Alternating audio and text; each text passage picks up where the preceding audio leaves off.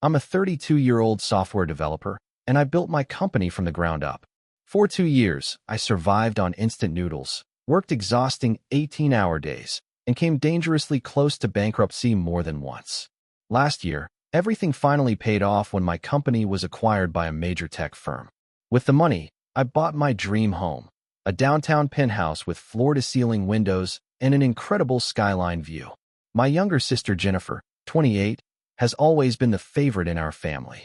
Our parents, Robert and Patricia, constantly praise her accomplishments while treating mine like minor details. Jennifer works as a marketing manager for a cosmetics company, and while she is talented at what she does, she carries herself like she runs a global corporation. Every family gathering turns into a presentation about her newest social media campaign or how she transformed a brand's digital image. My parents admire every word she says. The situation began 3 months ago when Jennifer visited my penthouse for the first time. I had been living there for about 8 months and had finally arranged everything exactly how I wanted it. The moment she walked in, I noticed the expression on her face change. It was that familiar calculating look she gets whenever she decides she wants something. "This place is decent," she said while running her fingers across my leather couch. "But honestly, James, this apartment is wasted on you. You don't even entertain people. When's the last time you hosted anyone?" At first, I brushed it off as another one of her condescending comments. But then she started criticizing everything. According to her, the artwork was ordinary, the furniture disrupted the energy flow, and the color choices lacked sophistication. "Someone who actually understands luxury should live here," she said while staring out at the skyline. "Someone who knows how to properly showcase a space like this. You're treating it like a college apartment." That should have been my first warning sign. 2 weeks later, during Sunday dinner at our parents' house, Jennifer brought up the penthouse again while we were having dessert.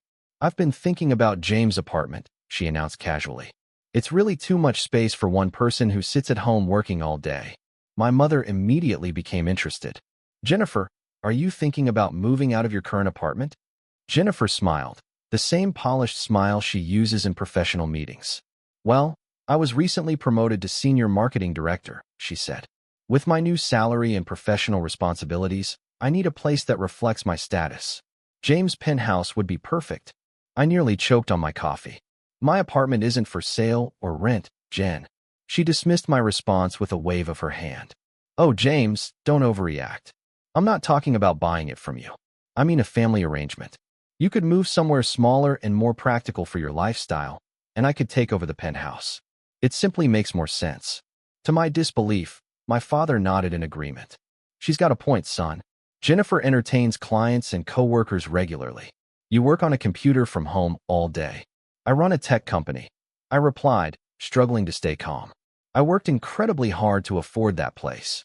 "Watch your language," my mother interrupted. "And honestly, James, there's no reason to be selfish. Jennifer would make better use of the apartment. You could easily find a quiet one-bedroom somewhere else."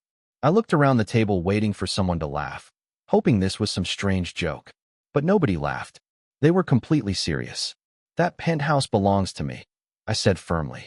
"I paid for it with money I earned building my company from nothing." End of discussion.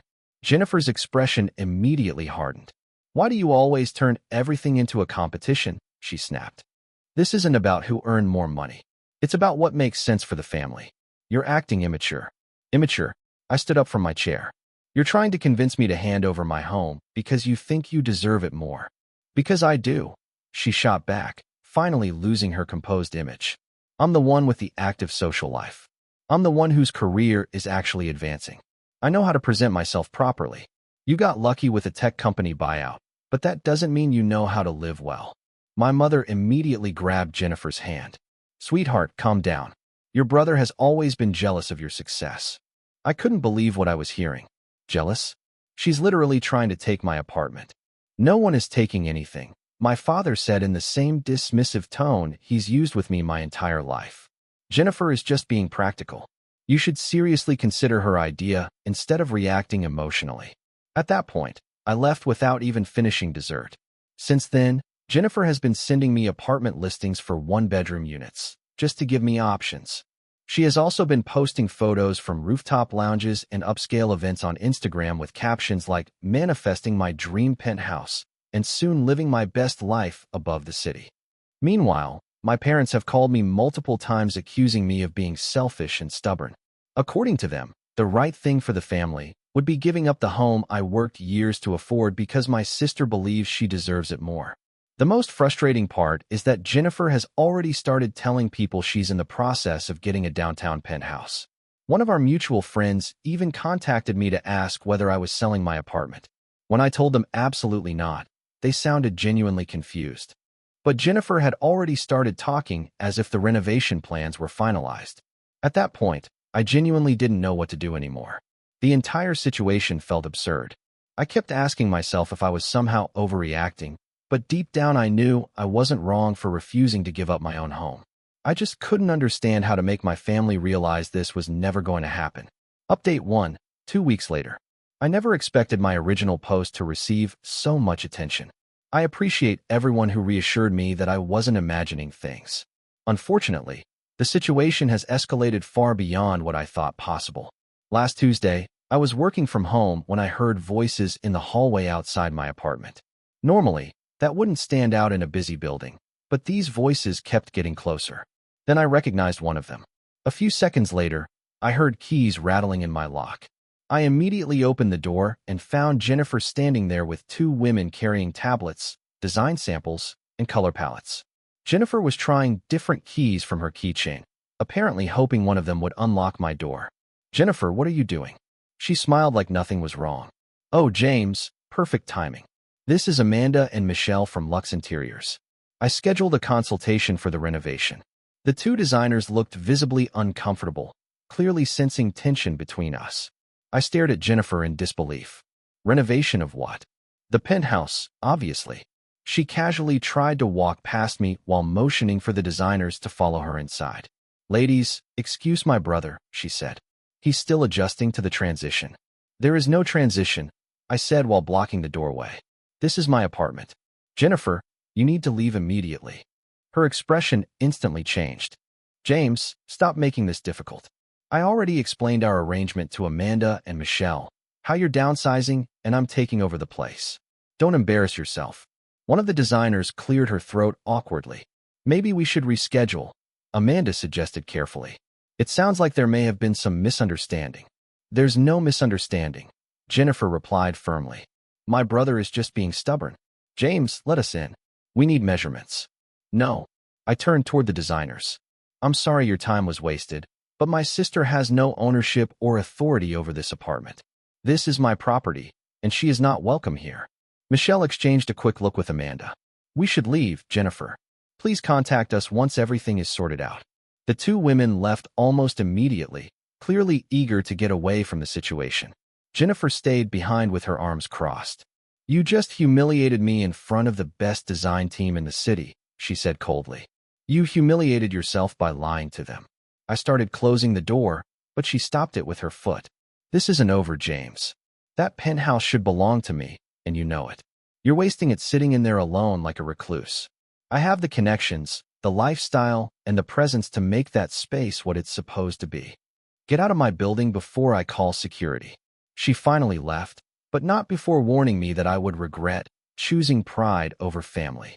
That evening, my mother called me nearly in tears. According to Jennifer's version of events, I had invited her over to discuss the apartment transition and then intentionally embarrassed her in front of the designers. She was trying to force her way into my apartment, I explained. "Don't exaggerate, James," my mother replied immediately. She was probably confused about the timing. "You know how busy she is after her promotion. She's dealing with so much pressure already, and you're making things harder." The manipulation was unbelievable. Every time I tried explaining what actually happened, my mother interrupted me with the same line. "Jennifer wouldn't lie. You've always been jealous of her success." The next day, my father called with what he described as a compromise. Jennifer, apparently, was willing to forgive my behavior if I agreed to let her host occasional networking events at my penthouse and gave her a key so she could access the apartment whenever needed for work-related obligations. "Absolutely not," I said immediately. "Be reasonable," my father replied. "She's not asking for much. She only wants to use the space occasionally for professional networking. Honestly, it could help you too. Jennifer has important connections." "Dad," She literally brought interior designers into my building to renovate my apartment without permission. She's completely disconnected from reality. That's a harsh thing to say about your sister. She's ambitious, not disconnected. Maybe if you had more ambition yourself, you'd understand. At that point, I hung up. But Jennifer still wasn't finished. That weekend, she showed up again. This time with our parents and her boyfriend Michael, a finance executive who clearly came from money and acted like it. They were carrying expensive shopping bags from a luxury home decor store. "We're here for the housewarming," Jennifer announced loudly in the hallway so the neighbors could hear her. "What housewarming?" I asked through the closed door, refusing to let them inside. "Don't be rude, James," my mother shouted back.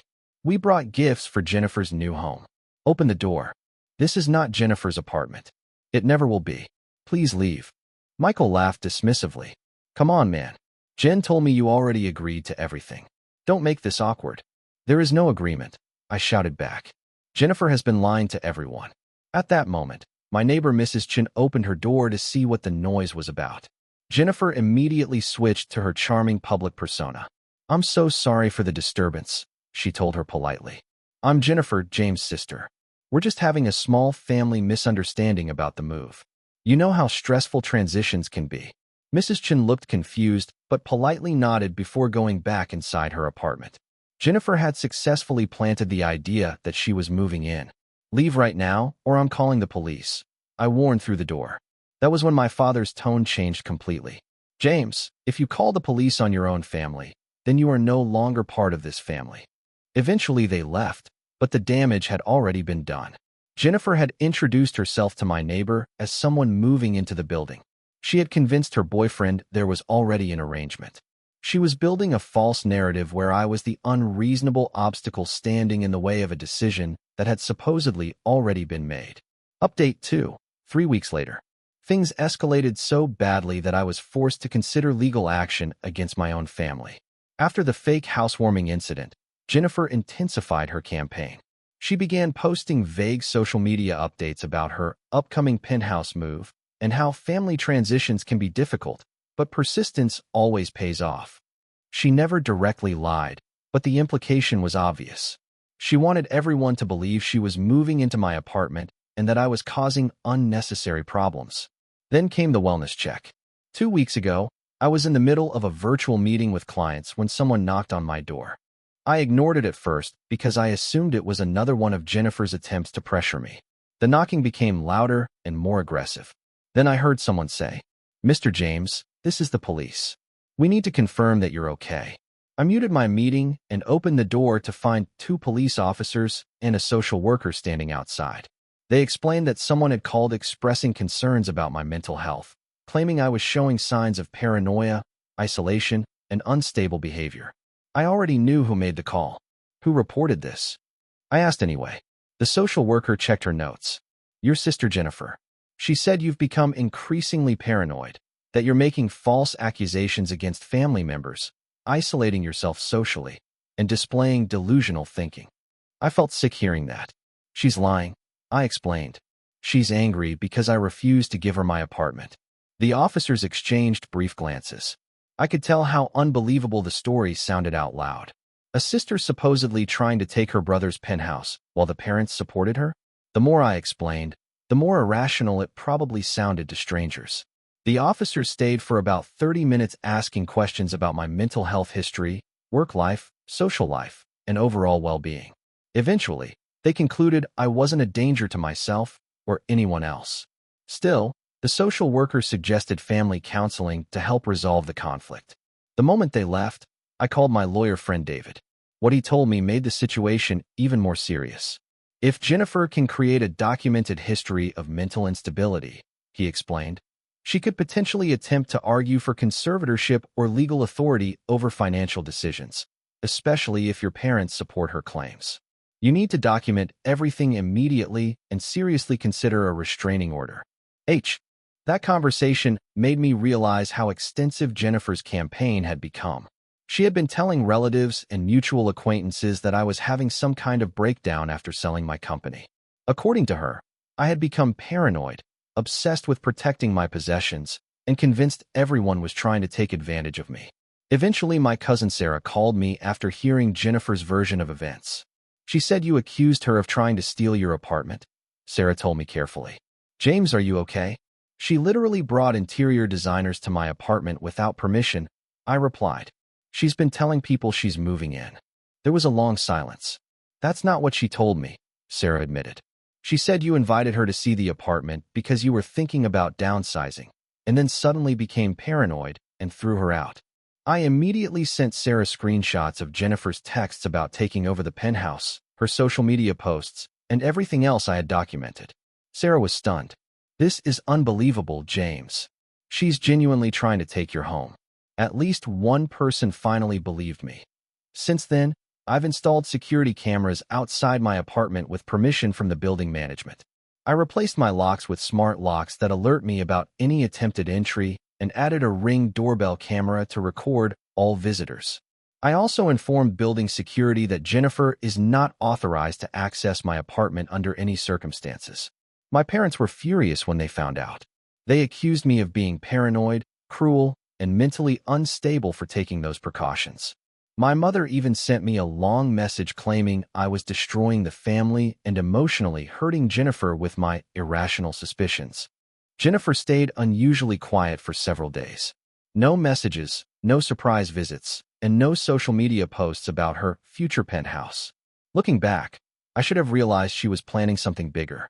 A few days later, I received a call from my building management office asking me to come downstairs immediately because there was an issue that required my attention. When I arrived, I found Jennifer sitting in the office with my parents and a man in a suit who introduced himself as her attorney. Jennifer had presented management with documents claiming she had an equitable interest in my penthouse through a supposed family trust arrangement. The documents were completely fake, but they looked professional enough that management was treating the situation seriously. This is fraud, I said immediately. That paperwork is fabricated. There is no family trust. I bought this penthouse myself with my own money. Jennifer's lawyer, because she had actually hired a lawyer for this, calmly responded. My client's position is that there was a verbal agreement regarding the transfer of the property, witnessed by Robert and Patricia, as part of a family arrangement. My parents nodded in agreement. At that moment, it became clear that my own parents were willing to lie in order to help Jennifer take my home. This is unbelievable, I said. I have the deed. Everything is legally under my name. The attorney continued in a smooth, rehearsed tone.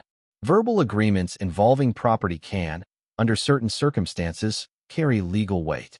We are fully prepared to pursue this matter in court if necessary. The building manager looked deeply uncomfortable.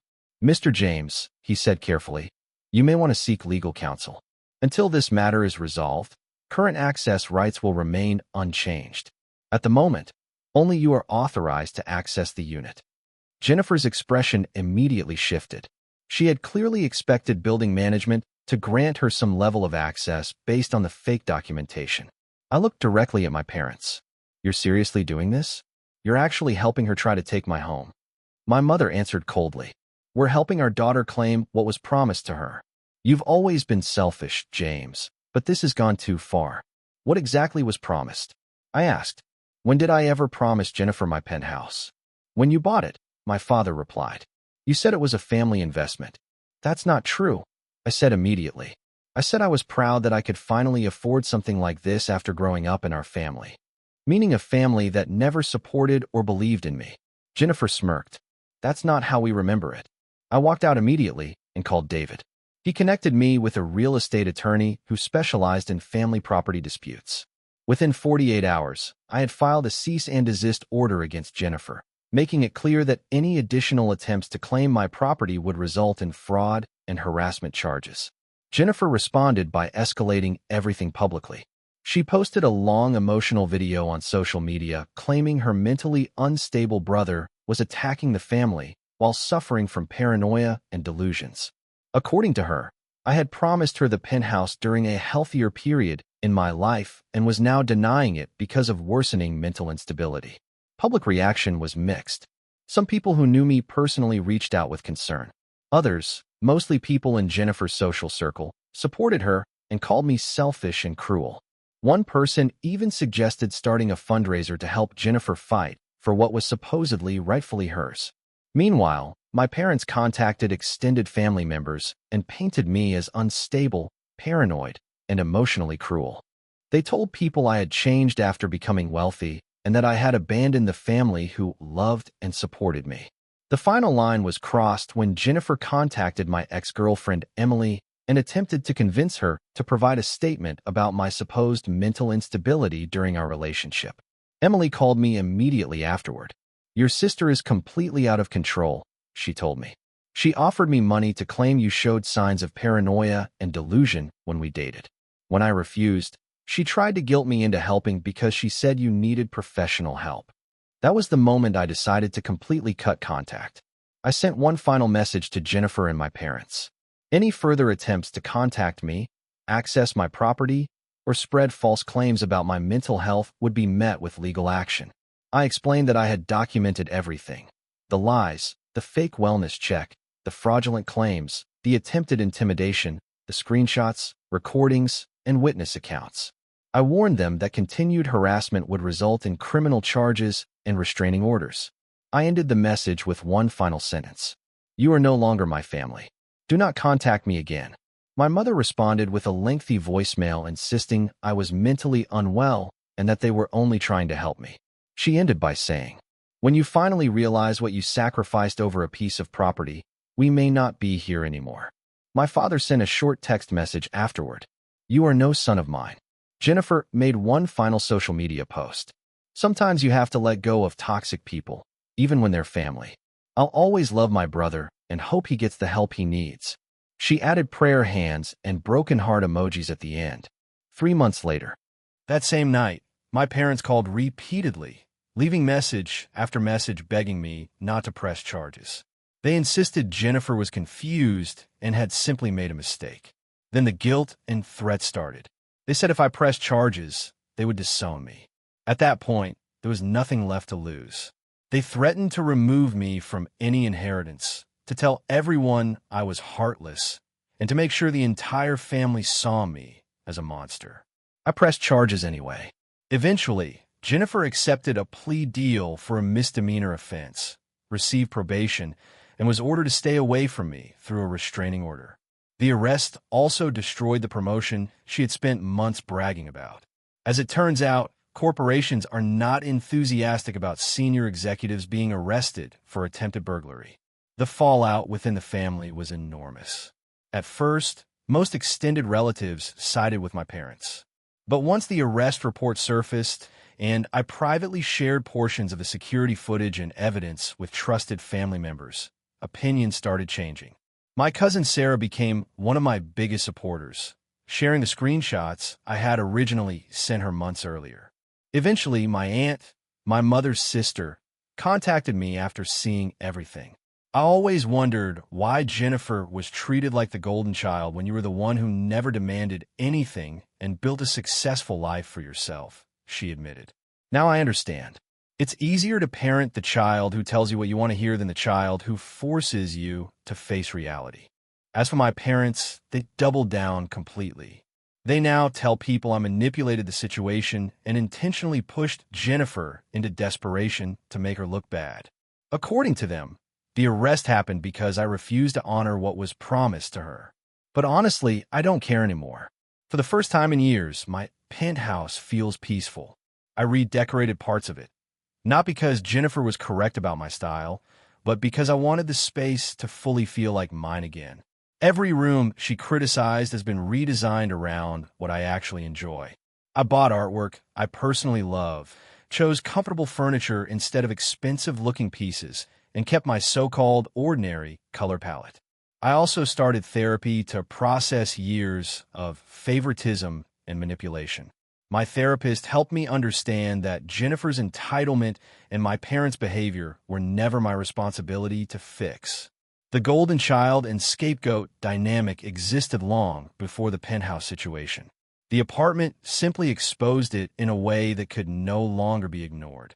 Since then, I've built a chosen family of friends who genuinely support me and celebrate my accomplishments without conditions. My business is doing better than ever. Removing constant stress and emotional chaos from my life has improved both my productivity and creativity. I've even started dating someone new named Lisa, who jokes about installing a moat around the penthouse after hearing the full story. Occasionally, distant relatives or family friends still try to pressure me into reconciling. Life is short, they say. Family is family. But those same people weren't there when my family tried to take my home, convince others I was mentally unstable, and eventually attempted to break into my apartment when manipulation failed. Jennifer still occasionally posts online about her dream penthouse, although she had to move into a smaller apartment after losing her promotion. My parents continue supporting her financially, fully convinced she's the victim of my cruelty. They're now in their 60s, spending retirement money supporting a 28-year-old woman who genuinely believes the world owes her everything. Do I regret what happened? No. I regret that things reached this point, but I do not regret protecting myself, my home, or my peace of mind. I worked hard for everything I have, not just the penthouse, but also the stability and peace I finally feel. Nobody has the right to take that away from me, including family. For anyone dealing with situations like this, document everything. Trust your instincts. Don't allow people to convince you that protecting yourself makes you irrational. And remember this, family is not defined by blood. It's defined by the people who stand beside you without hidden motives or personal agendas. The penthouse is mine. The peace is mine. The future is mine. And for the first time in my life, I'm no longer apologizing for any of it. Honestly, the city skyline has never looked better.